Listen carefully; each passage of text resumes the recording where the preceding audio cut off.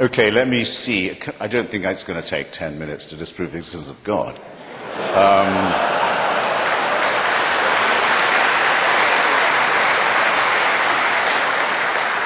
The atheist proposition is the following. Most of the time, it may not be said that there is no God.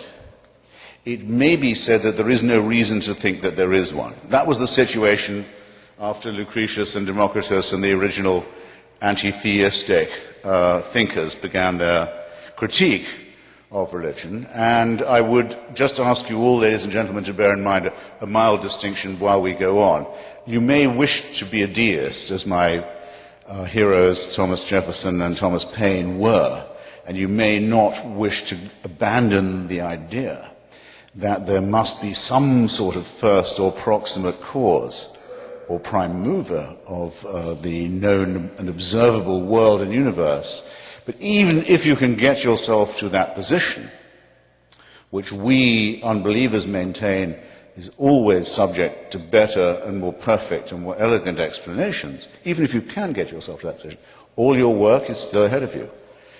To go from being a deist to a theist, in other words, from someone who says, God cares about you, knows who you are, minds what you do, answers your prayers, cares which bits of your penis or clitoris you saw away or have sawn away for you, minds who you go to bed with and in what way, minds what holy days you observe, minds what you eat, minds what positions you use for pleasure. All your work is still ahead of you, and lots of luck. Because there's nobody, even Aquinas had to give it up. There's no one who can move from the first position to the second. So I could, and I'm actually strongly tempted to, I could leave it right there. But then it's not in my nature to let off a captive audience so easily. So I'll add a couple of things. The reasons why I am glad this is not true would, I suppose, be the gravamen of my case. Some people I know who are atheists will say they wish they could believe it. Some people I know who are former believers say they wish they could have their old faith back. They miss it. I don't understand this at all. I think it's an excellent thing that there's no reason to believe in the absurd propositions I just, admittedly rather briefly, rehearsed to you. The main reason for this, I think, is that it is a totalitarian belief. It is the wish to be a slave. It is the desire that there be an unalterable, unchallengeable, tyrannical authority who can convict you of thought crime while you are asleep, who can subject you, who must indeed subject you, to a total surveillance around the clock, every waking and sleeping minute of your life, I say of your life, before you're born, and, even worse, and where the real fun begins, after you're dead. A celestial North Korea. Who wants this to be true? Who but a slave desires such a ghastly fate? I've been to North Korea. It has a dead man as its president. Kim Jong-il is only head of the party and head of the army. He's not head of the government or the state. That office belongs to his deceased father, Kim Il-sung. It's a necrocracy. A thanatocracy. It's one short of a trinity, I might add. The son is the reincarnation of the father. It is the most revolting and utter and absolute and heartless tyranny the human species has ever evolved. But at least you can fucking die and leave North Korea.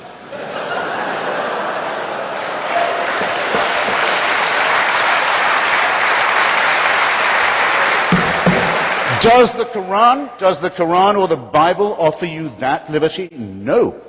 No. The tyranny, the misery, the utter ownership of your entire personality, the smashing of your individuality only begins at the point of death. This is evil. This is a wicked preachment. So, that's the first thing. Second, it attacks us in our deepest, most essential integrity. It's an insult to us in other ways. It says that we, you and I, could not, individually or collectively, decide upon a right action or right thing without celestial divine permission. We would not know right from wrong if we did not have heaven's permission to do so. Where else, how else could we know? Our human solidarity, our innate knowledge of right and wrong, our acute awareness of what is fair and what is unfair, what is just and worthless to us, these come to us also as gifts from the great unassailable dictator enthroned. What could abolish our integrity? What could abolish our honesty, our decency, our dignity more than that? The third, is a little more pragmatic.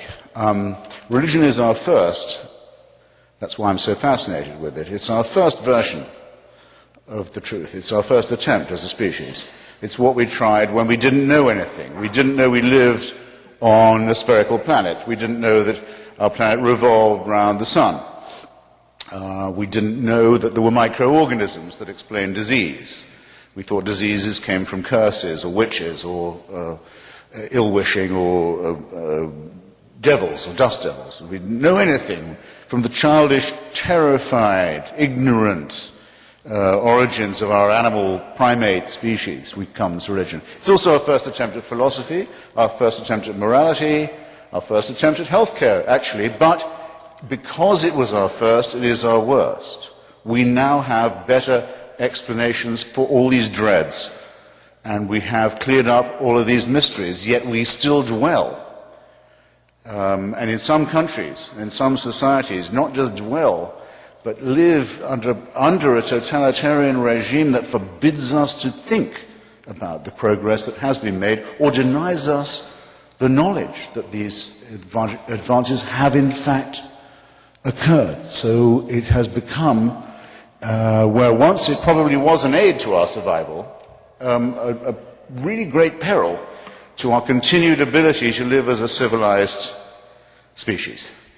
Thus, it seems to me that in point of its proposing of a totalitarian solution to what is after all a real problem, to its ghastly reliance upon the supernatural rather than the much more miraculous, much more beautiful, much more elegant, much more numinous, much more harmonious natural explanations. Think how much lovelier Einstein and Darwin are. Think how much more elegant and persuasive they are than the idea of the burning bush, or the demand that without circumcision there can be no redemption. Just picture it. And then I'll give you one final thought experiment.